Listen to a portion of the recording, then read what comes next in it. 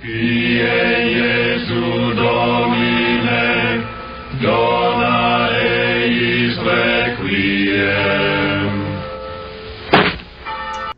Good afternoon, everybody. I didn't do a recording yesterday. I was going to do one when I got back from this vocational event I was going to last night, but it ran late on time, man. Everything was running late. It was actually quite aggravating. So when I got home, I prayed and I went to bed.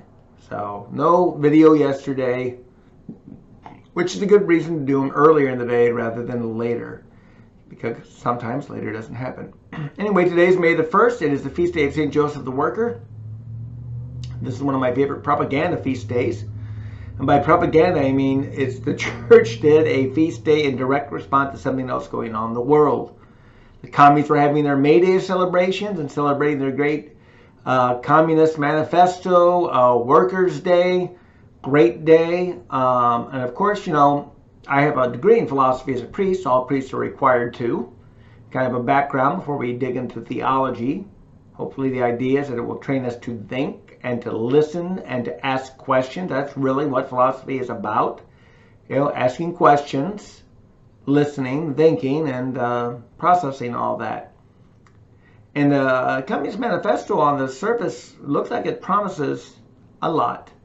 Yes, I did have to study that.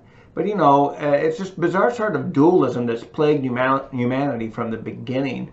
Even we as Christians are prone to this dualism because we think that God and Satan are opposites, and they are not. Satan's opposite at best is the Archangel Michael or the Blessed Virgin Mary. Satan is a creature that has fallen from grace. God is a creator with no equal. That's an aside. Anyways, this feast day of St. Joseph the Worker was started in response to all the commie celebrations and what was going on with them, you know, 2 centuries ago, actually. And so we're thankful for the gift of work. Work is an opportunity for us to perfect our vocation. You know, we really have to look at that. So when you look at work as a vocation, as opposed to like a vocation of love, you know, because we all have 2 vocations. We have a vocation of love, how we're supposed to give our love to other people. And then we have really a vocation of our gifts, how we're supposed to develop our gifts and use them. And any gifts that God gives us are for 3 reasons. Give Him glory, which is the primary reason He gave us gifts. Again, not because God needs glory, because we are unworthy recipients. We want to thank God for what He's given us, because who asked us? Here we are, and here's how we develop through the work of our parents and the like, and we should be praising God every day because our lives are freaking more awesome than we could ever imagine. But, that being said, glorify God with your gifts. Number 1, responsibility. Number 2, use them to benefit other people. You know, gifts are given to us to be used for the common good of humanity, beginning with your family, starting with, and then your neighbors, and then your larger community. And if you are really a gifted person, to be selfish with those gifts is a terrible sin and loss for all of us and for you. Because using those gifts in service reveals the 3rd one of self-discovery. You will come to know yourself. It's what exactly Jesus means when He says, you know, those who seek the world will lose themselves, but those who give themselves over to Me will discover themselves. We will define who we truly are when we use our gifts for God and for neighbor. It will help perfect us into the person that God wants us to be.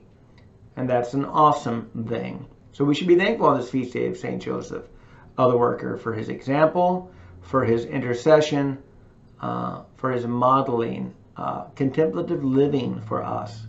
Because we need a lot more contemplation in life than emoting. You know, we live in an age of emotional volatility.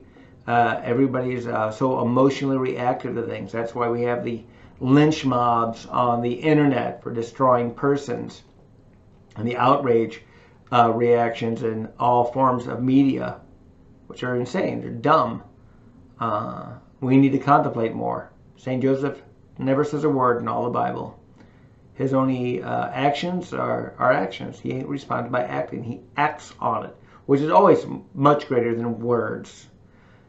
because words will come and go, and a few very important ones get remembered down through the ages. But for the most part, our actions are what people will remember of us long after we are gone.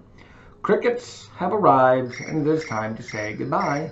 So happy Feast of St. Joseph. Pray for all workers, good wages, safe working conditions.